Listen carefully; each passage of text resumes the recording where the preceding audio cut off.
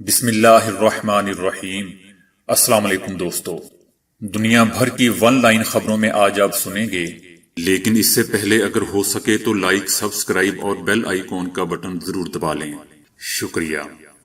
صدر ٹرمپ نے attorney general William بار کو عہدے سے ہٹانے کا اعلان کر دیا۔ صدر ٹرمپ نے کہا کہ ولیم بار کرسمس سے پہلے عہدہ چھوڑ دیں گے تاکہ چھٹیاں خاندان کے ساتھ گزاریں۔ اٹارنی جنرل ولیم بار نے صدر ٹرمپ کے انتخابی دھاندلی کے دعووں سے اختلاف کیا تھا۔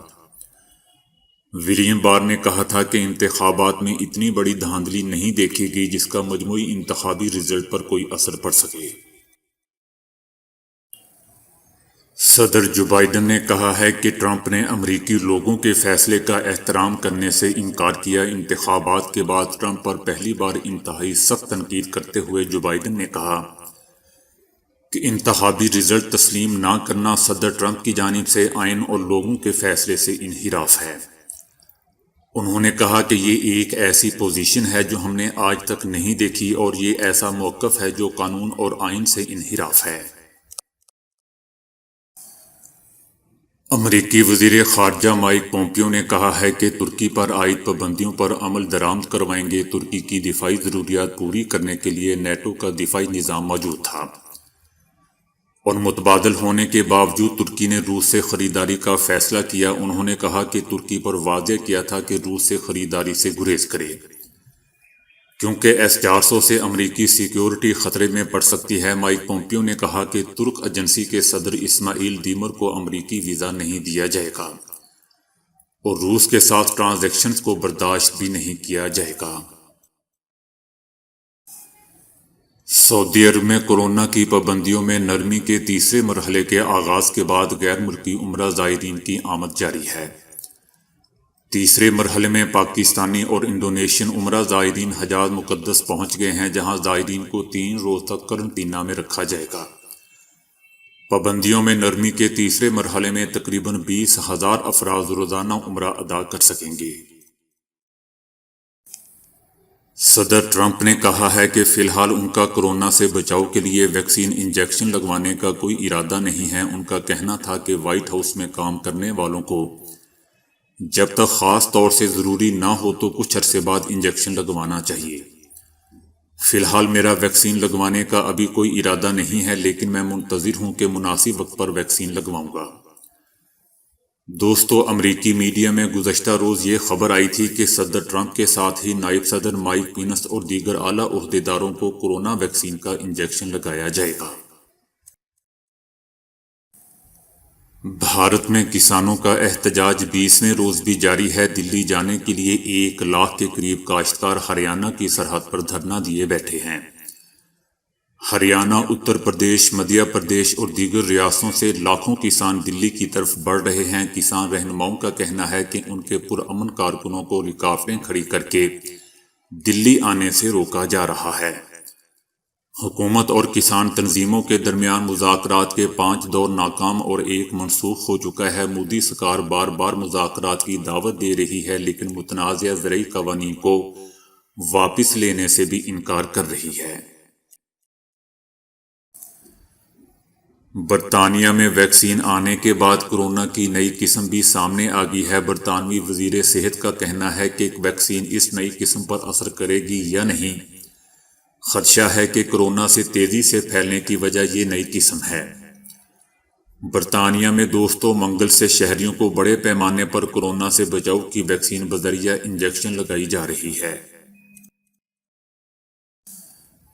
بھارت میں مودی سرکار کے بڑھتے ہوئے مظالم کے خلاف احتجاج کا ایک انوکھا ہی انداز سامنے آیا ہے۔ شادیوں کے موقع پر گانے بجانا اور گانا ایک عام رواج ہے، لیکن اب بھارت میں احتجاج کا ایک انوکھا ہی انداز سامنے آیا ہے، جہاں شادی بیاہ کی تقریبات میں مودی مخالف گیت گائے جا رہے ہیں۔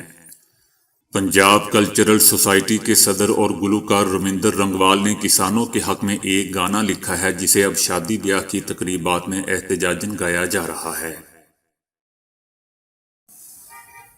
سعودی عرب کے شہر جدہ کی ارامکو بندرگاہ پر سنگاپور کے بحری آئل ٹینکر کو نشانہ بنایا گیا، جس کی پاکستان نے مذمت کی ہے۔ جہاز میں موجود عملے کے 22 افراد محفوظ رہے۔ آئل ٹینکر پر لگنے والی آگ کو کئی گھنٹے بعد بجھا دیا گیا۔ جہاز کو سوموار کی صبح ایک کھلونا کشتی سے نشانہ بنایا گیا۔ پاکستان نے کہا ہے کہ پاکستان مکمل طور پر سعودی عرب کے ساتھ کھڑا ہے۔ کسانوں کے مودی سرکار سے مذاکرات ڈیڈ لاک کا شکار ہیں۔ کسان سارے ملک میں بھوک ہڑتال کر رہے ہیں۔ متعدد ریاستوں میں اہم شاہراہوں کو پھر بند کر دیا گیا ہے۔ مظاہرین کا کہنا تھا کہ مطالبات کی منظوری تک احتجاج جاری رہے گا۔ واشنگٹن میں بھی سکھ کمیونٹی نے احتجاج کیا۔ مظاہرین سینکڑوں گاڑیوں میں ریلی کی صورت میں بھارتی سفارتخانے کے باہر پہنچے اور مودی سرکار کے خلاف نعرے بازی کی۔ مظاہرین کا مطالبہ ہے کہ عالمی برادری انسانی حقوق کا احترام کروانے کے لیے بھارت پر دباؤ ڈالے۔ کسانوں کی مختلف تنظیموں کے 33 رہنما 9 گھنٹے کی بھوک ہڑتال کرتے ہوئے احتجاج کر رہے ہیں۔ کسان نئے قوانین کی منسوخی کا مطالبہ کر رہے ہیں، تاہم حکومت ان میں تبدیلیوں کی حامی ہے۔ کسانوں کو منتشر کرنے کے لیے بار بار ان پر واٹر کینن سے ٹھنڈا پانی ڈالا جا رہا ہے۔ انڈین آرمی سمیت تمام سیکیورٹی فورسز کو سٹینڈ بائی کر دیا گیا ہے تاکہ کسی بھی صورتحال سے بعد میں نپٹا جا سکے۔ ایران میں صحافی روح اللہ زم کو سزائے موت دینے کے فیصلے پر یورپی یونین کی مذمت کرنے کے نتیجے میں ایران میں جرمن سفیر کو طلب کر لیا گیا ہے۔ ایرانی وزارت خارجہ میں فرانسیسی سفیر کو بھی اس سلسلے میں طلب کیا گیا ہے۔ احتجاجی مراسلے میں کہا گیا ہے کہ یہ ہمارا داخلی معاملہ ہے، مداخلت نہ کریں۔ یورپی یونین کے دیگر ارکان سمیت جرمنی اور فرانس نے روح اللہ کو سزا دینے پر ایران کو شدید تنقید کا نشانہ بنایا تھا۔ چائنا نے کہا ہے کہ امریکہ کو اقتصادی اور تجارتی امور کو سیاست زدہ کرنے اور غیر ملکی کاروبار کو دبانے کے غلط عمل کو روکنا ہوگا۔ امریکی حکومت کے چینی کمپنیوں کے حصص کی خریداری پر پابندی عائد کرنے کے حکم کے بعد گزشتہ ہفتے اعلان کیا گیا تھا کہ وہ 4 چینی کمپنیوں کے حصص کو انڈیکس سے ہٹا دے گی۔ چائنا نے کہا کہ چائنا امریکہ کی طرف سے چینی کمپنیوں کو دبانے کی مخالفت کرتا ہے۔ فلسطین میں یہودی آباد کاری پر نظر رکھنے والے ماہرین کی رپورٹ میں کہا گیا ہے کہ اسرائیل یہودی کالونیوں کو بائی پاس سڑکوں کے ذریعے ملا کر غرب اردن کو الجلیل شہر میں تبدیل کرنے کی کوشش کر رہا ہے۔ اسرائیل اس وقت غرب اردن میں جاری منصوبوں کے ذریعے غرب اردن کا نقشہ بدلا جا رہا ہے۔ اس طرح اسرائیل سن 2045 تک غرب اردن کو ایک بڑے یہودی مرکز میں تبدیل کرنے کی طرف بڑھ رہا ہے۔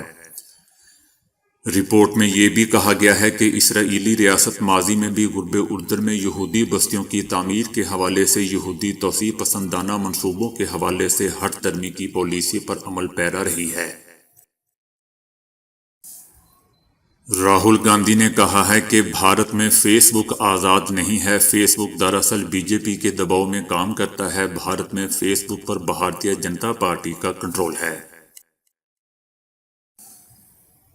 کراچی کلفٹن بلاک 2 میں چینی باشندوں کے خلاف تخریب کاری کی کارروائی ناکام بنا دی گئی ہے۔ موٹر سائیکل سوار ملزمان نے چینی شہریوں کی گاڑی پر مقناطیسی ڈیوائس چسپاں کی جس میں خطرناک مواد تھا، تاہم گاڑی میں موجود چینی باشندوں نے خطرے کو بھانپتے ہوئے فوراً گاڑی ایک طرف کھڑی کر کے پولیس کو اطلاع کر دی۔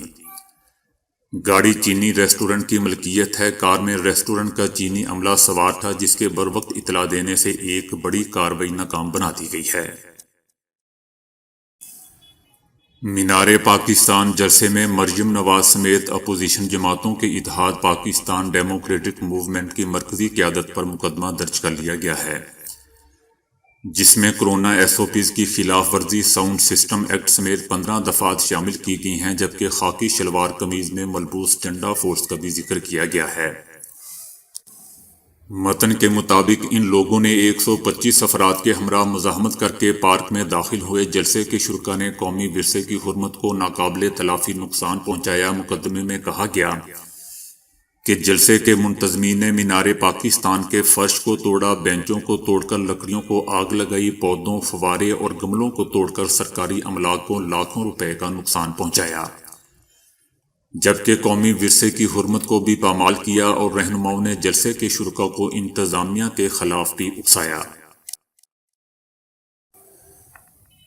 باپ کا پیار لازوال ہوتا ہے، اور اب کینیڈا میں ایک باپ نے اپنے پیدائشی جسمانی نشان سے احساس کمتری میں مبتلا اپنے 8 سالہ بیٹے کے احساس کو کم کرنے کے لیے خود ایک تکلیف دہ عمل سے گزرتے ہوئے اپنے جسم پر اس سے بھی گہرا ایک نشان ٹیٹو کے ذریعے بنوایا۔